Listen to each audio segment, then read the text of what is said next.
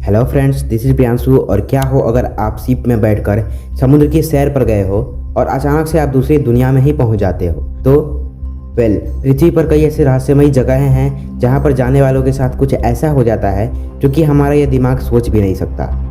लेकिन सवाल ये है कि जो हम रहस्यमयी बातें सुनते हैं, क्या वो रियल में सच्ची हैं या फिर बस बनी बनाई कहानियाँ हैं।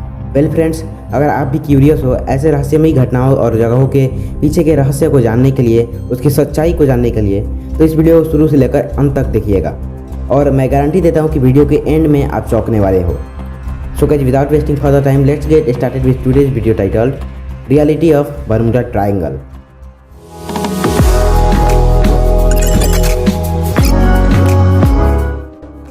साउथ अटलांटिक ओशन के वेस्टर्न पार्ट में सदियों से प्लेन्स और शिप्स के गायब होने की कहानियां हमें सुनने मिलती हैं।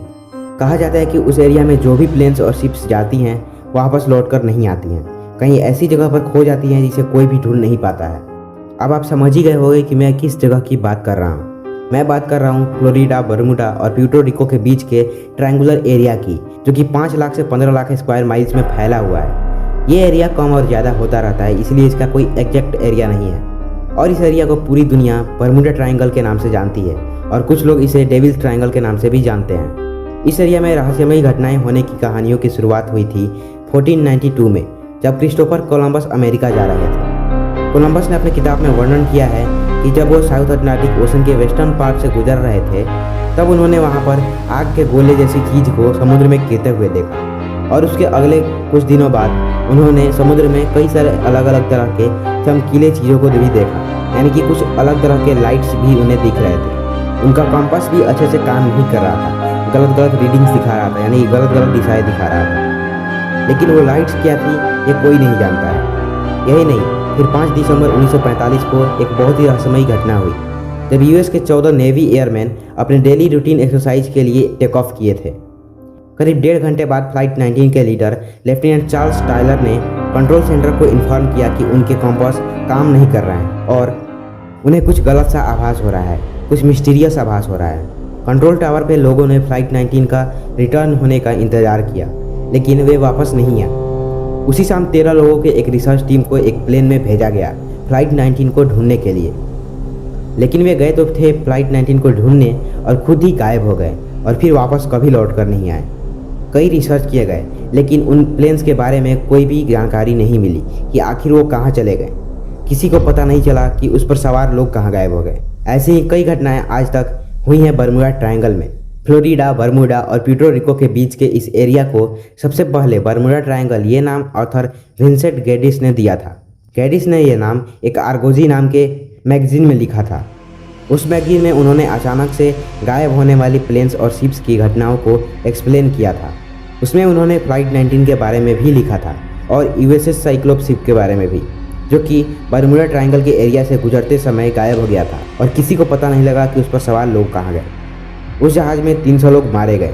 पहले लोगों को ये लगा कि जर्मन सबमरीन्स ने उस जहाज़ को डुबा दिया होगा, क्योंकि वो अपने साथ बॉम्ब्स और गन पाउडर बनाने के लिए मैंगनीज ओर ले जा रहा था। लेकिन असल में उस शिप के साथ क्या हुआ ये कोई नहीं जानता है।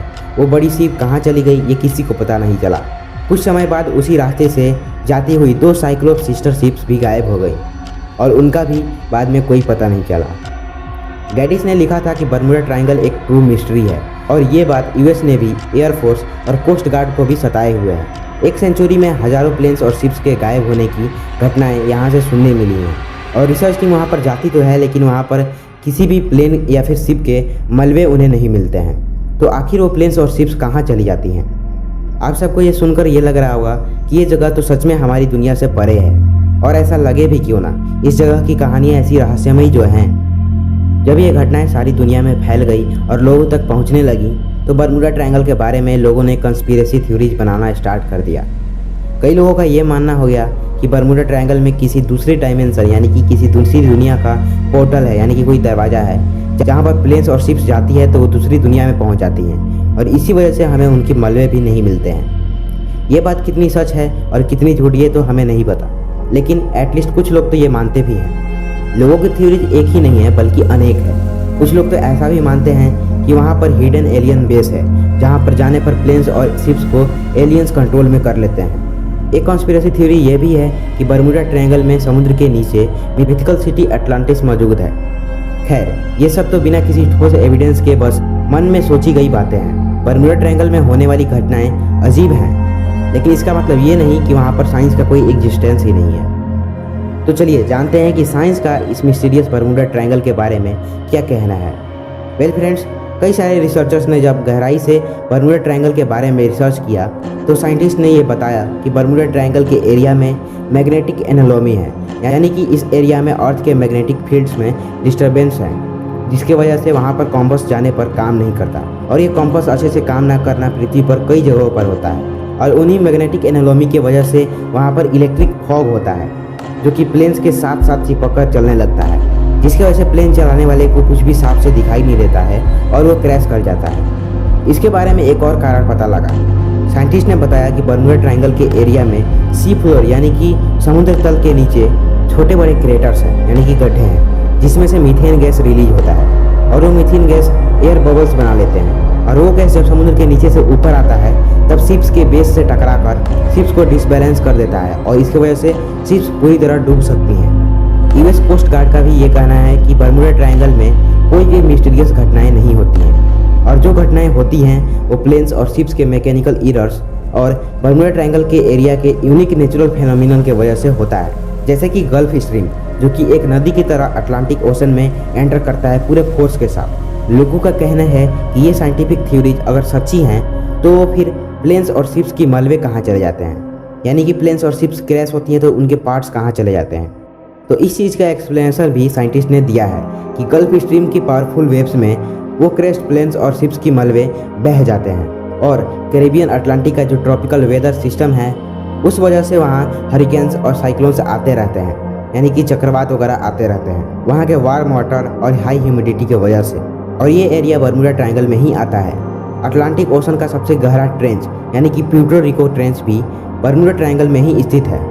ये ट्रेंच बेसिकली समुद्र तल में एक बहुत ही गहरा गड्ढा है जो कि करीब 28,300 फीट गहरा है, और इस वजह से अगर कोई शिप या एयरक्राफ्ट गल्फ स्ट्रीम के साथ बहकर इतने गहराई में चला जाए तो उसे कोई ढूंढ नहीं सकता।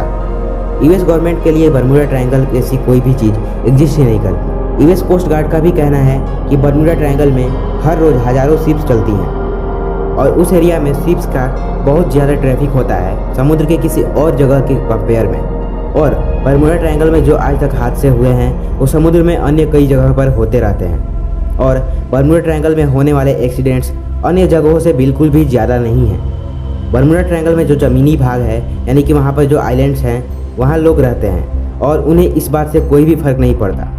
तो फ्रेंड्स, अब आप बर्मुडा ट्रायंगल की मिस्ट्री के सच्चाई जान चुके हो। जो हमें बर्मुडा ट्रायंगल के बारे में मिस्टीरियस कहानियाँ सुनने मिलती हैं वो ऑथर्स ने बढ़ा चढ़ा कर लिखा हुआ रहता है।